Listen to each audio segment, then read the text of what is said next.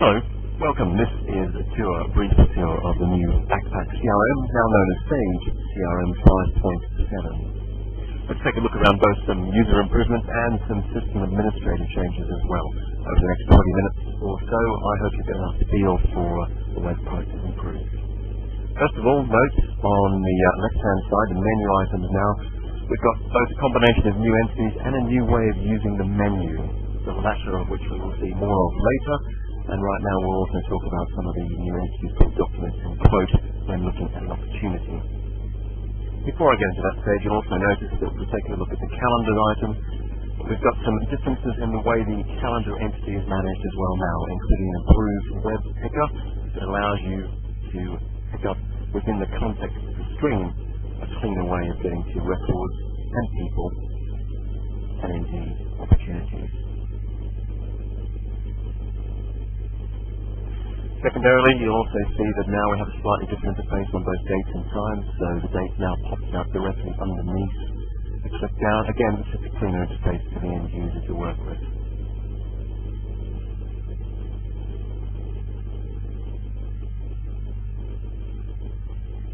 If we move ahead to have a look at the opportunities screen, let's take a look at our favorite record of Gatecom. And what I'm going to do is actually go across to the opportunities section of the product here. And we'll take a look at an opportunity called Office Consumables Order. Instantly you'll notice there's a change immediately there. We've got two new tabs, Quotes and Orders. This is a brand new feature and quite a rich set of functionality in the product now. If I click on the quotes, take you through a tour of this one. Let's create ourselves, first of all, a new quote. So this is putting together a particular quote. There could be one of many for a company here, and there could be various stages before they go to an order. Let's take a look at one of these now. I shall give it just a general description, Office Consumables, such as this. And then I will go to the next stage now, and you'll see down at the bottom of the screen, building up in front of you, we now have the ability to run what we call a product matrix. It's now within the product possible to build upon product families, individual products within those families, and indeed individual price lists within these families. So, for example, if I choose a particular product family, I might choose something like Office Consumables, which will then automatically bring across the matching products within that family, of which I have two here right now. Let me choose some mini fluorescent bulbs. Based on those two choices, I now have individual units of measure in which this item can be sold. In this case, I've got cases of them, dozens or indeed each. And then depending on what I choose and the quantity to go with that, if I choose 2 dozen of these fluorescent bulbs at a 55p quoted price, I can save that. And up the top, you'll now see entered as a line item on this document, 2 of these bulbs in the unit of measure that we chose. And I can continue to build upon that quote with additional line items such as more from the Office Consumable storage area, and in this time I might indeed choose something like business card files. You see I have different units of measure available in there as well. You can see I can build up quite complex relationships of line items into quotes. Now quotes can be promoted to orders, and that would automatically fill up the detail on the opportunity. But perhaps it's more reasonable to show you inside the admin section of the product first of all, to show you how indeed these items are put together. So notice the admin side of the product is now changed. Admin is a second set of dropped out menus, and by clicking on that admin menu there, I've now got an additional set of tree structure, if you like, buttons here. Each of these buttons is addressable from a right-hand menu button as before, but we've extended this much further into the product now. You can see depending on what you choose, you have the ability to right-click deeper into the structure. And as you see, as we'll go through, I'll show you a few more of these. If I have a look now at the products as we were referring to earlier, let's go into data management and into the products area. And you see, as I was mentioning based on an earlier quote, we have concepts of products, product families, units of measure, and price lists. Typically, the way is organized, you set up a product configurator to use multiple price lists, multiple units of measure, and multiple order level discounts. Once that's enabled, you can then create families of products, which can be things such as you saw earlier, Office Consumables, and then units of measure that will apply to individual items. So for example, the A11030 is a particular unit of measure for office consumables, and they will be applied back into the product. So our earlier example of a 13mm fluorescent bulb has a product code of that, a product family of consumables, and can be sold in individual units of measure. You can see you can build up quite a complex matrix of items, products within those items, and so on. Let me go back to my CRM, show you a few more things in the user interface side of things. Then I'll go back right to my diary, in fact. You'll notice across the top, if you've been paying attention here, we've got an extra tab up here called the ellipse tab. This gives users the individuality to set their own tabs without referring necessarily to systems administrators. In the C, you have the ability to switch on and off individual tabs. So, as well as having the main security where you define those by groups of users and profiles, you also have the ability for individual users to switch off their own tabs if they wish. Just a nice little extra feature there for individual users. Moving on, let's take a look at the document library area. You'll recall, of course, in the previous product, the ability to hold library items at a company, person, opportunity level, into which documents can be stored, be they emails or Word documents, etc. That concept has now been taken out and further, library one step further, we now have the concept of both global and local templates, enabling people to have both individual templates for their own use and also use the company's templates for things like mail merges and closing.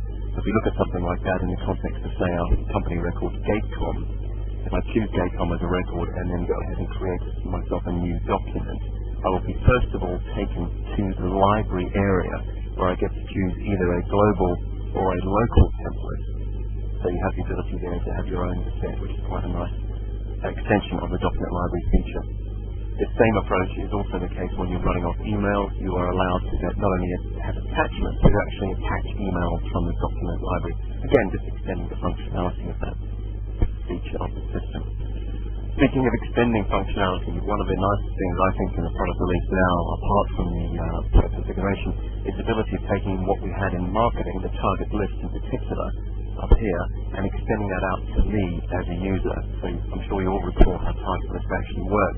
If I was to go back to my diary now, and then look up, say, a company, I will click Find, I'll find a company, and let's say I'm looking for all my companies who are based in London. I can click Find there, it will give me my results. But notice in the top right corner here now, I have the drop down and plus button. I can now do what we call a save search, so I can take the results of that search and save it locally here. The company is called London, in London, and save that. And that's now a search available to me just to click and bring back without even having to rerun the criteria. I can also, in the context of my CRM, take, say, these companies in London, or maybe they are my companies in London, and perform tasks on them straight from here. So send them an email, create a document to them all. So it's the same concept of target list, but it's put in the context of my CRM, which I think is quite a nice feature as well. Okay, let's take a look at more of the administrative changes. I let you into seeing a few of them earlier. Let's go back into the admin section again and notice nested tree structure now, providing a lot more ease of use, I think, around the products, including the right capabilities. There's a number of new features in here. Let's have a look at a couple of them. We have the concept of user templates now, which allows you to create users from a defined template. It's somewhat similar to cloning the user we had before, but it allows you to have a template user without necessarily having a user tied up in being the template. So, for example, here I've set up one particular template called users in Ireland, telesales users, which allows me then to create that like it is a normal user and set all the rules about language notifications, login, info admin rights, etc. But now when I go and create a new user in the Irish office, I simply make a copy based on that template. So it's quite a nice feature there. Saves administrators a lot of time. Let me show you around a couple of the other enhanced customization features of 5.7. I'll take a look at customization area. This of course looks familiar to you. Let's have a look at customizing a particular entity. We'll choose company in this case. You can see across the top with the tabs, we have a couple of different tabs going on here. In particular, the notifications tab is one I wanted to show you.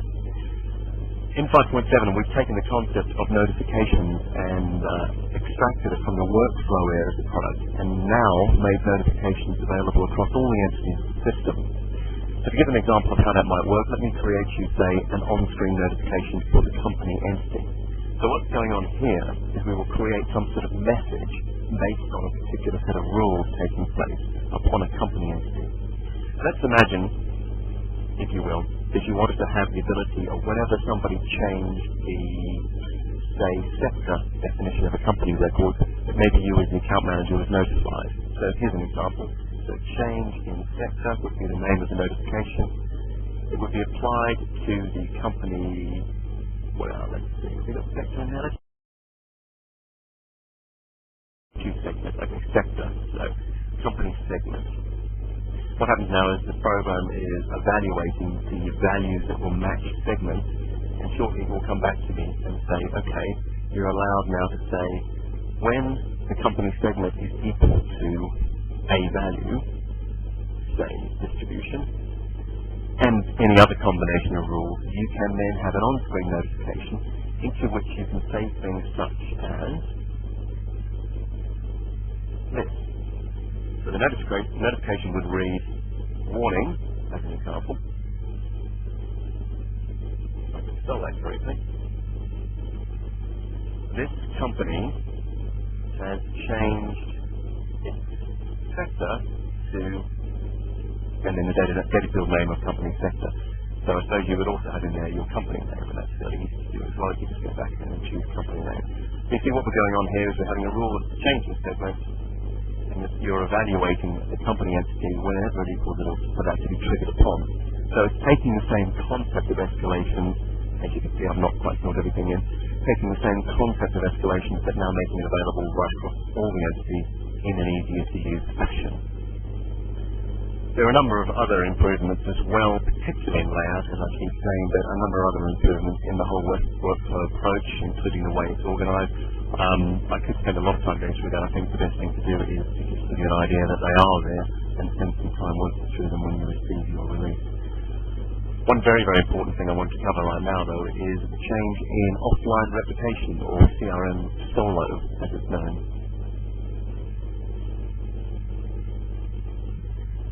To do that, I'm going to log out of this version and log in to another live system we've got here, which just gives you a feeling for how this is set up. You log in here, this is our live system, and you'll notice on the top of this particular installation, we've got a new tab called My Solo Client. If I click on that, what it's showing you now is we've redone Solo completely. This replaces the existing solution based on SQL replication.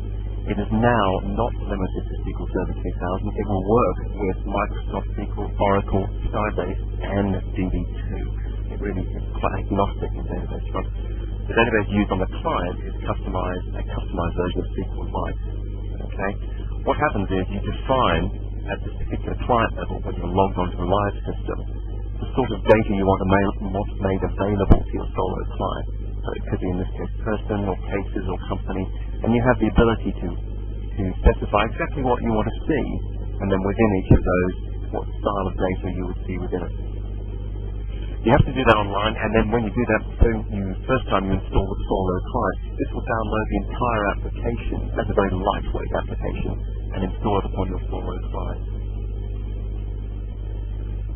The SQLite version is a very, very small C library. It implements a self-contained embeddable zero-config engine. So basically you just click on that install client button. The first install will take anything up to 10-15 minutes depending on the line speed, but after that there is no setup or admin needed.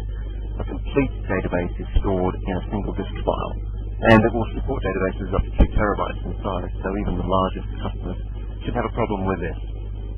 Extending the existing functionality on the last Solo release, the initial client makes sure that even things like notifications and snooze and dismiss changes and so forth are synced up and down to the client and the server, and vice versa. Now that makes sure that everything is done on the client and on the server is kept up to date, and you keep that same rich functionality you would have as a logged on user.